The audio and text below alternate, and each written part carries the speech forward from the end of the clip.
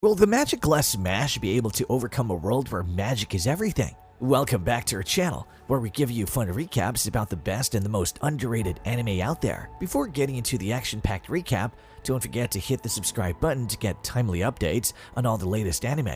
The story opens in a world filled with enchantment and wonder, one where magic is a part of daily life and is considered a gift bestowed by God into humanity. In a forest nearby, Mash Burndad is bench pressing a ridiculous amount of weight.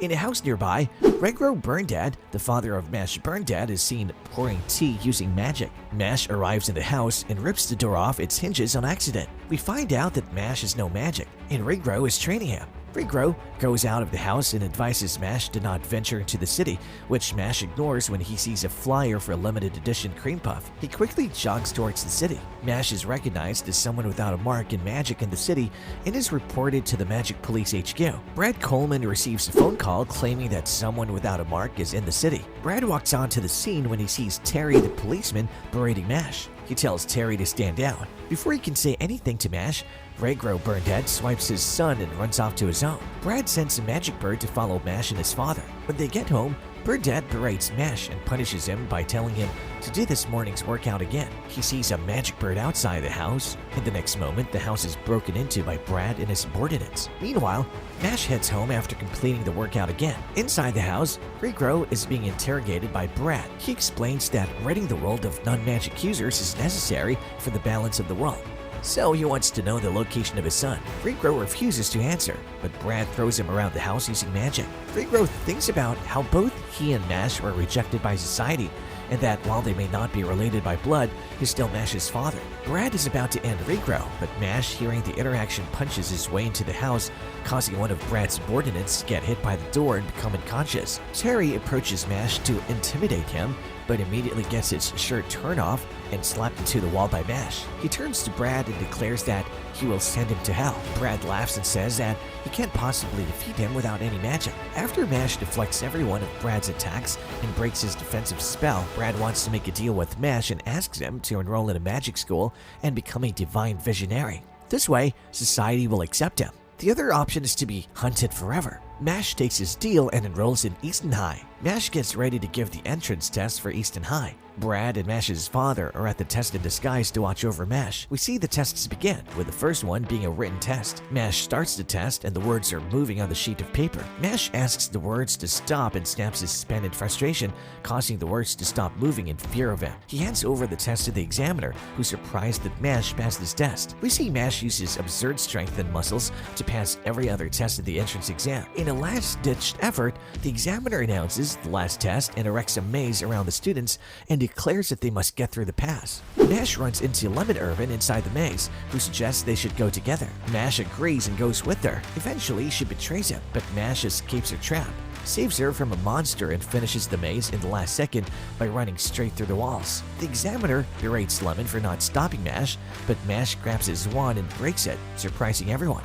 The principal, Wahlberg, stops the examiner and takes over the entrance exam and begins interviewing the students inside the school. Mash enters the interview room, and Wahlberg questions him about why he saved the girl in the maze. Mash replies that he would have regretted it if he didn't do it. Wahlberg is amused by this and continues the interview. He asks Mash what he would do if he were to face someone stronger than him and unleashes a spell that'll end his father's life. Mash stops the spell with his hand, resulting in him injuring his hand. Wahlberg is impressed and ends the spell. Apologizing to Mash, Mash declares that he will beat Wahlberg with his fist if he must. He's impressed by Mash's desire to protect the weak and welcomes him to Easton High. The episode ends with Mash starting classes at Easton High and meeting his roommate Finn Ames, who explains how to become a divine visionary to Mash. Mash must keep up his grades and collect gold coins. Mash despairs this but gets over it and offers Finn a cream puff, beginning their friendship. The episode starts with Finn offering Mash his broom to take to class. In class, the teacher instructs them on how to channel magic into the broom to make it fly. Mash fails to make his broom float, and when his classmate makes fun of him for it, he stomps the ground to make the broom float to his hand. The display of strength shocks his classmate, and he calls Mash out on his use of strength instead of magic. The classmate challenges Mash to a race, thinking he will win easily. Mash accepts the challenge and impressively wins the broom race, leaving his classmates shocked. One of them accuses him of cheating, But Lloyd Cavill, a fellow student, uses magic to shut the accuser up and approaches Mash. Lloyd expresses his interest in Mash and asks to meet him after school, to which Mash agrees. Mash learns that Cavill's father is a powerful member of the Magic Council. He forgets their meeting and bakes cream puffs instead. Cavill later offers to help Mash become a divine visionary, but Mash agrees without considering the consequences. He has Mash doing all his dirty work throughout the day and even orders him to clean the floor after dropping a drink.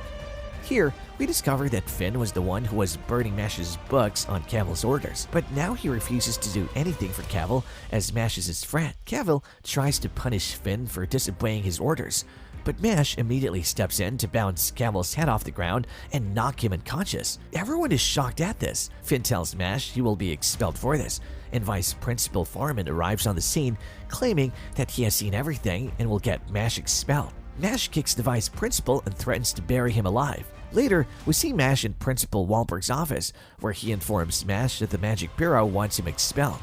But Principal Wahlberg says he will deal with them and burns their note, exclaiming that there are fewer people like Mash in the world who want to help the weak. The episode ends with Tom Knowles asking him to play a Quidditch-like game with his team. Mash stands on the ground, unable to fly as everyone else flies around him. The episode begins with a Quidditch-like game carrying on. During the Quidditch-like game, Tom reminds Mash of his potential, and Mash ultimately leads House Adler to a record-breaking victory with his incredible strength and muscles. After the match, Tom thanks Mash for winning the game, and Finn is amazed by Mash's achievement of winning a silver coin in such a short amount of time. We see Lance Crown reading the newspaper about how Mash won the game. He thinks about how naive Mash is and makes him his next target.